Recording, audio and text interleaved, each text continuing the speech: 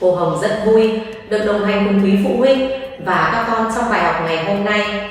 Sắp đến ngày Tết Nguyên đán, trong đêm giao thừa, mọi người thường đi xem bắn pháo hoa đón chào một năm mới. Năm nay, do tình hình dịch bệnh Covid-19 đang rất phức tạp nên mọi người hạn chế tập trung đông người để các con có một đêm giao thừa thật đáng nhớ. Hôm nay, cô Hồng xin được chia sẻ với các bậc phụ huynh và các con cách làm pháo hoa tự chế. Để làm được pháo hoa tự chế, các bậc phụ huynh cần giúp con chuẩn bị một số nguyên liệu sau: giấy màu, bút dạ, kéo,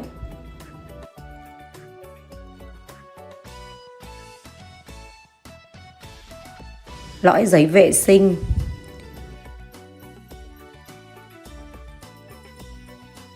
bóng bay, băng dính. Bây giờ xin kính mời các bậc phụ huynh cùng các con hướng lên màn hình để theo dõi cô Hồng làm mẫu nhé. Bước 1. Các bậc phụ huynh hướng dẫn con dùng bút dạ để vẽ hoa và trang trí cho lõi giấy vệ sinh.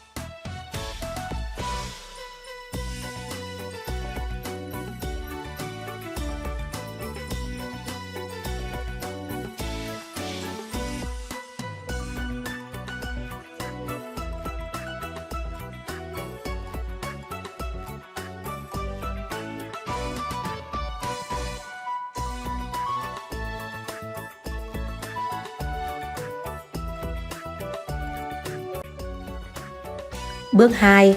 Các bậc phụ huynh hướng dẫn con lấy quả bóng bay, cắt bỏ phần đầu của quả bóng.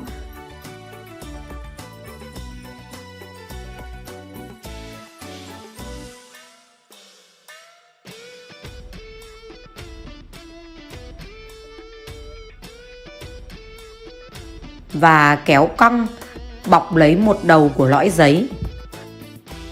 Sau khi bố mẹ hướng dẫn con bọc bóng bay vào lõi giấy mà cảm thấy bóng bay chưa chắc chắn, các bậc phụ huynh có thể dùng băng dính trong hướng dẫn con cố định bóng bay với lõi giấy.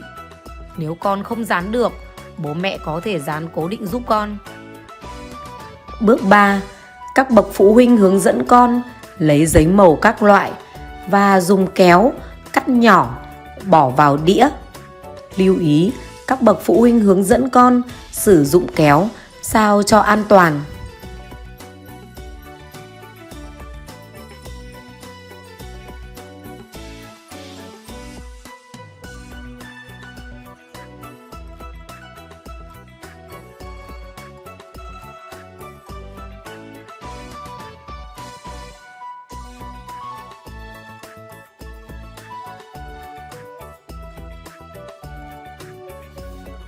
Bước 4. Sau khi cắt xong, các bậc phụ huynh hướng dẫn con lấy phần giấy vừa cắt nhỏ bỏ vào trong lõi giấy vệ sinh.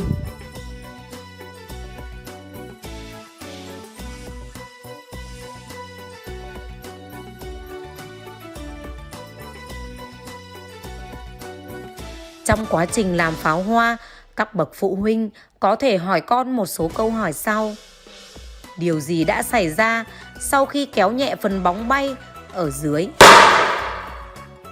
Thử lại một lần nữa nào.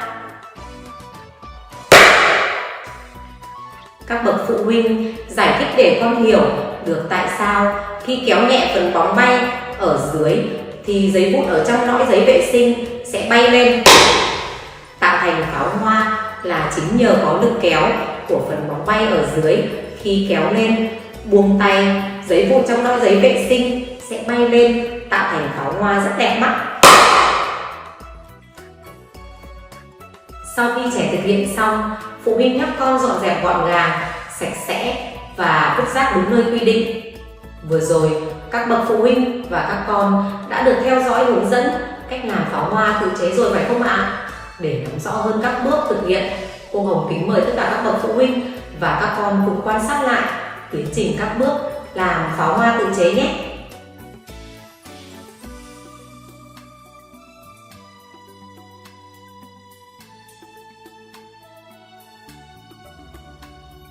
Bước 1. Các bậc phụ huynh hướng dẫn con dùng bút dạ để vẽ hoa và trang trí cho lõi giấy vệ sinh. Bước 2. Các bậc phụ huynh hướng dẫn con lấy quả bóng bay, cắt bỏ phần đầu của quả bóng và kéo cong, bọc lấy một đầu của lõi giấy.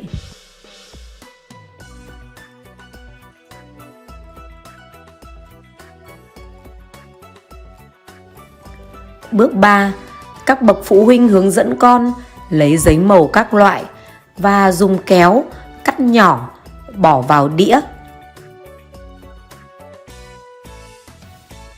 Bước 4.